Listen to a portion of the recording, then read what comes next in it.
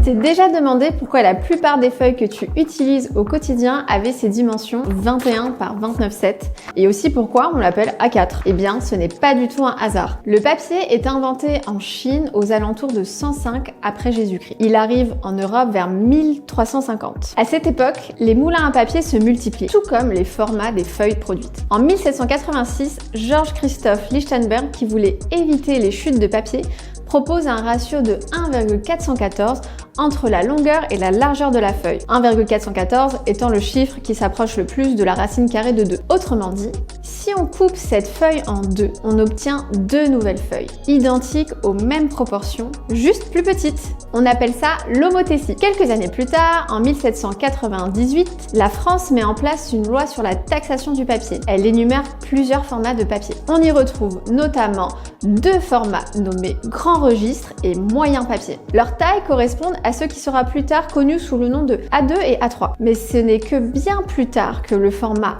A sera standardisé. En 1922, l'ingénieur berlinois Walter Postmann posera les bases du format A. Le format A0 fait 1 mètre carré. Coupé en deux, il devient un format A1 qui, divisé en deux, devient le format A2 et ainsi de suite. Le format A4 est donc un A0 divisé par 2, 4 fois. Cette norme s'appuie sur les travaux de Lichtenberg qui devient alors la norme DIN 476. En 1975, le A4 devient une norme internationale, la norme ISO 216, et s'impose jusqu'à devenir aujourd'hui le format de papier le plus utilisé au monde. Si le format A4 s'est autant imposé, c'est donc bien qu'il optimise les coûts de production. Son format limite le gaspillage de chutes de papier et sa standardisation permet de conserver des coûts de production bas grâce à l'uniformité des machines et des processus de fabrication. Maintenant, tu sais pourquoi tes feuilles sont au format A4.